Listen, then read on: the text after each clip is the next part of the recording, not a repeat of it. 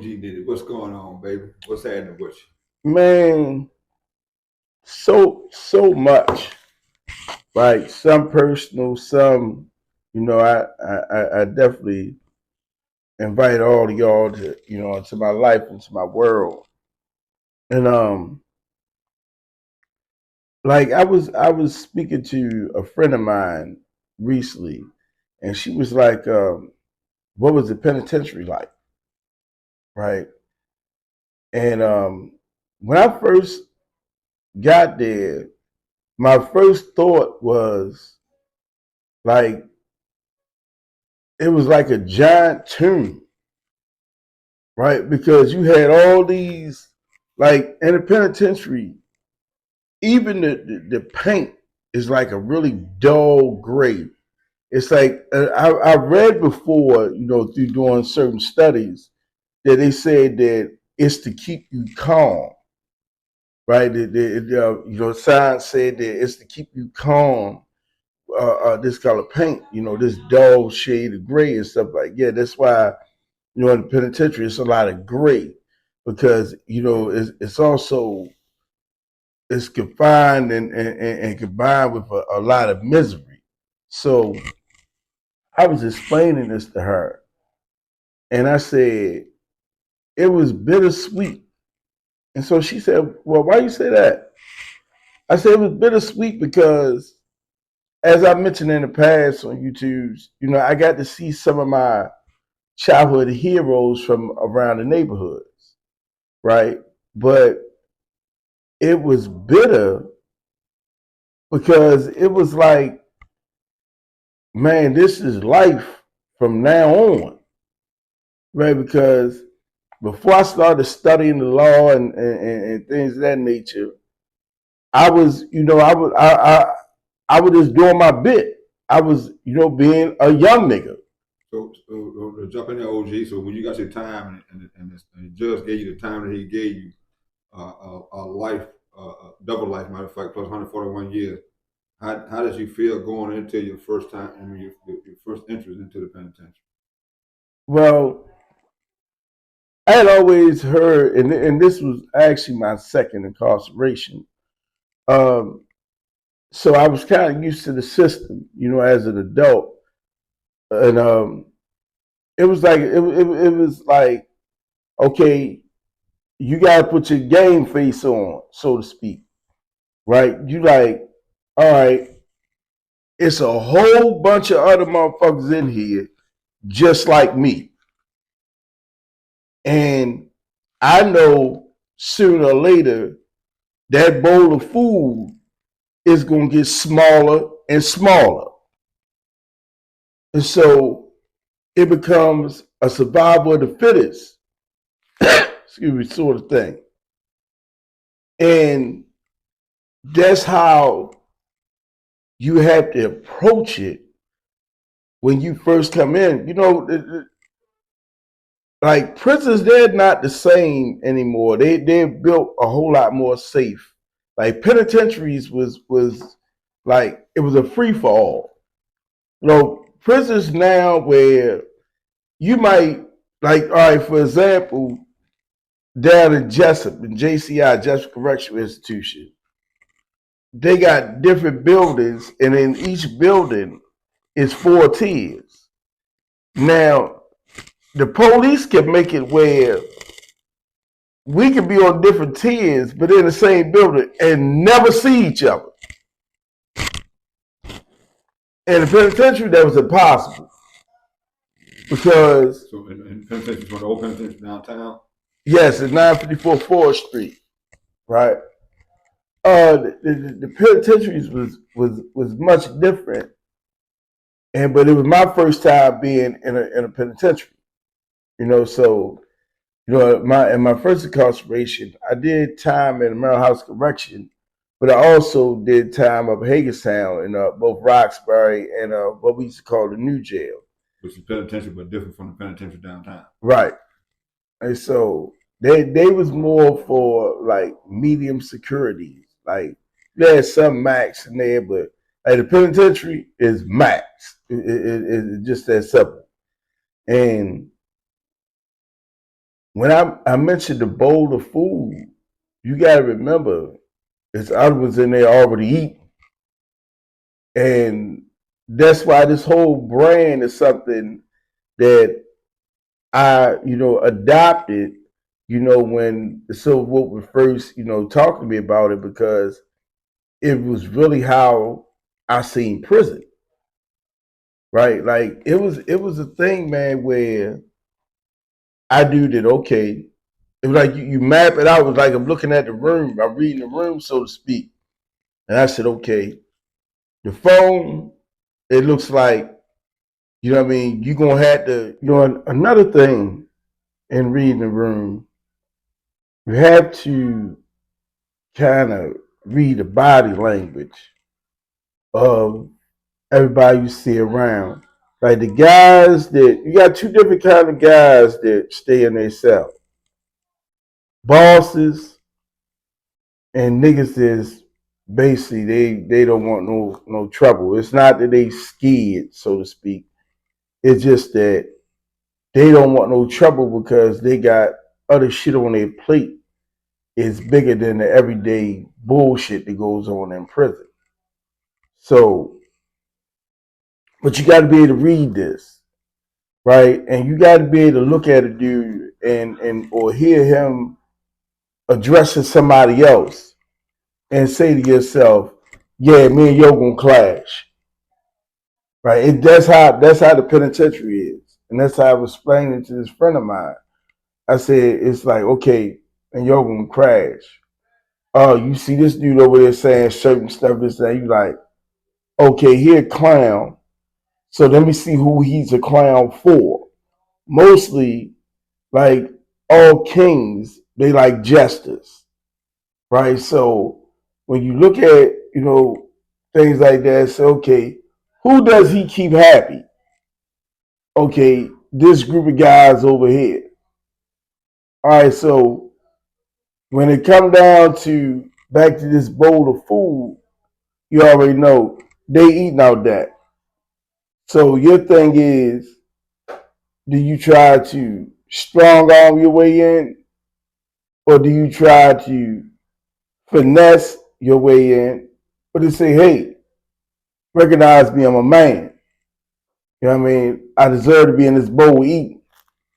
Right now, nowadays, a whole lot has changed. It's like, and I find it personally, I find it disrespectful, right? And but I'm also saddened by it that you have dudes, man, who have, and I'm just speaking to the people that's in the game, right? I'm not speaking to civilians or anything like that.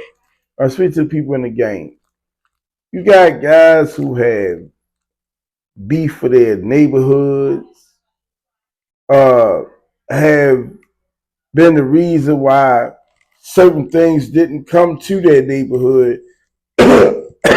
Excuse me. Why little kids back then wasn't getting killed at a all time high as it is now. It was rare back then to hear that a kid of 14 got killed. It was rare. A 6-year-old kid got killed. Man, that shit was rare. Why do you think that changed? Why do you think it's so different now than then for the people that's younger that's getting killed and stuff? I got a good answer for that because several people had asked me about that, and I have told them all the same thing. And between 1992 and 1996, both Baltimore City Police as well as PG County Police, right, went on a kind of hunt for anybody who had a name, who was a problem of any sort, right? Especially when it came down to drugs and guns and murders and things like that. And it seemed like they did it around the same time. I think Baltimore was first, but it seemed like anybody who had a name, and people could go check this out because they did it twice. They also did it back in the '80s too, but I get to that in a minute. They sit down there and turned around, and anybody who had a name, they got them off the streets. Whether they had to frame them, whatever it took. They was getting actual junkies, right? And well, I don't want to make it sound that harsh. People who was addicted to both cocaine and heroin, right? So they sit down there and will lock these people up, or catch them with a gun. Did they know that, man, if they had a gun, trust me, they would have sold it to try to get their next high, right? They took these people and said, look, want to get off on this charge? They said, man, yeah, man, anything, because they sick. So right? I mean, you think that's the reason why it's different now from back then? Absolutely. So And like I said, I was trying to explain why, but I get into the shorter version.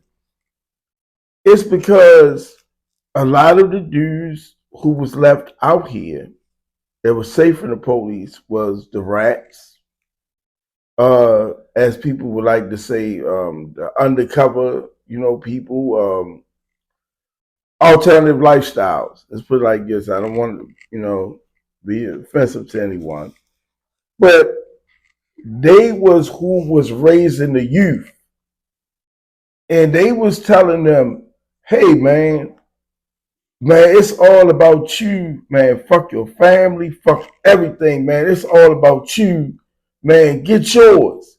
Because they like, man, if you got to be a snake, man, you be a fucking snake. If man, you got to sell your mama that hard, man, sell it to her, man. If she sucked one of your homeboys off, man, hey, man, it's just part of the game. They did this type of shit so they could be accepted, so they wouldn't stick out as they were, would be outcasts as they were when a lot of the guys were still out here. So it's like they was teaching the youth, the generations that that was left out here, basically abandoned. They was teaching them to be bitches, but they didn't want to come out and say, "Hey, we teach you how to be a bitch and a snitch and shit like that." So you think that's why they killing? You think because they were taught to be bitches? So you think that's right? Because they was taught not to have any respect. They was taught to only be concerned about themselves. It was like the ultimate dog eat dog, and it's sad, but it's true.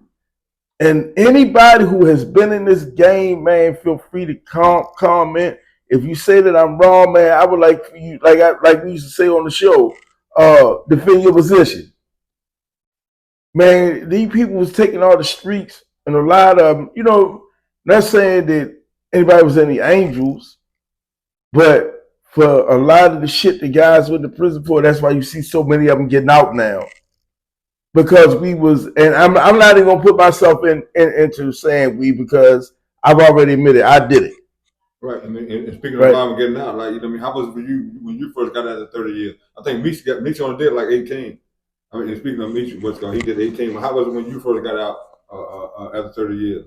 It was it was awkward, and believe it or not, it was kind of sad, because it was like I was happy to be home. This is at a point that me and my wife was still together, and things like that. So it was a joyful time for that, right? When we were still feeling like that towards each other anyway. It was a joyful time for that, but it was also sad because I still had friends that I left behind.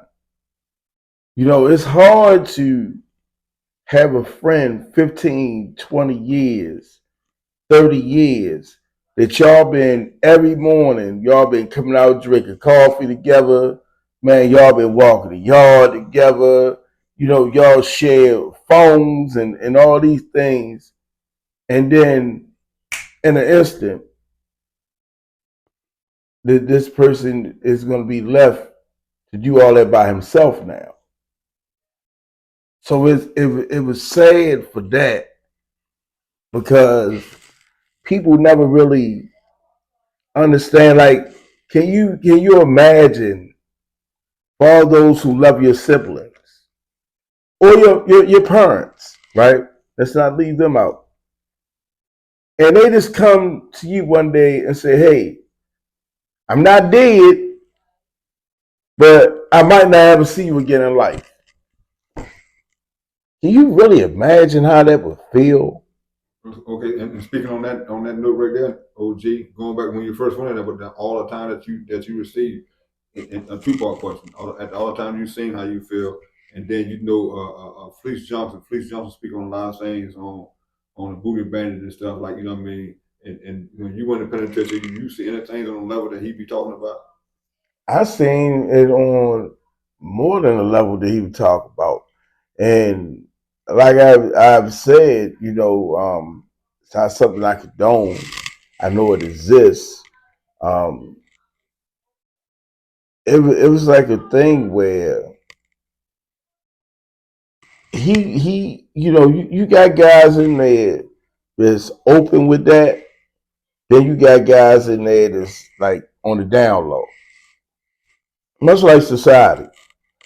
And it you got to look out like I was saying earlier. You got to like be able to read the room, so to speak.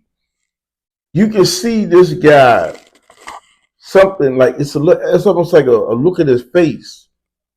You can look at him and say something fucked up about him, or you can see he's a freak. You can I know I can. Right? I don't know if it's a gift or this is something everybody has. I never considered it as that. These are things you can notice about the ones who on that type of turn while you're in penitentiary. Right. This is the type of things you learn in penitentiary. And please, no one be upset with me for saying this. But just like if you see a child who suffers from retardation, they have a certain look on their face that you can tell that this child is retarded. Down syndrome, same thing. You can look at them and see this. That's how I was able to do in the penitentiary, especially at such a young age, because I had to be able to identify the danger. Right. So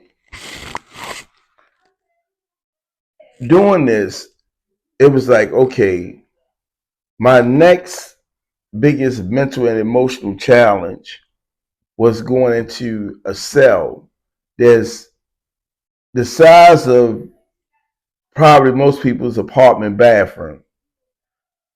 This is a complete stranger. You don't know this person, this and that.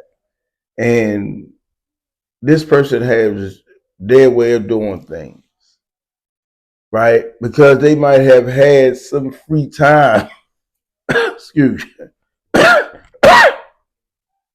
to themselves in the cell for a couple of months. They start to believe that this is their cell and things go the way they say it go. This can be very dangerous because uh, oftentimes, and it will, this turns into situations of extreme violence because even if one guy doesn't have a weapon, the other guy's in there fighting for his life because he doesn't have a weapon. This is how the penitentiary was. I've never not even, yeah, well, I've seen it on movies, but never in real life, where I seen a guy get hit in the head with a rack of pool balls inside of a pillowcase. It's like the level of violence that can be into the penitentiaries is beyond many people's imagination, right? Even down to, someone asked about Feast Johnson, to sit down there and get into the mindset that you can fight another man, meanwhile raping him, because you want to have sex with him that fucking bad. Man, that spot, like, really, is not for the weak mentally. I can say that much. It's definitely not for the weak mentally, because I've seen dear friends of mine go crazy in there, right? I listened to something that I learned off my first incarceration. It would say, man, do the time, don't let the time do you. And I tried to live by that, because I feared going crazy in there, like I say, said my friends, because not having at least mental and emotional control over myself, man, scares, like what they like to say, the bejesus out of me. It really does. And so to have to go through that, and and actually, like, deal with this kind of stuff on a daily basis, and again, in the cell with somebody who is a complete stranger to you. You don't know what he's incarcerated for, and in many cases, guys on that situation, guys learn that the hard way at the last minute. You might go in the cell, nobody know you knew, right? And this guy, he goes in the cell, and he's a member of the Fleece Johnson gang, right? So, and this guy looked like he been eating fucking weights.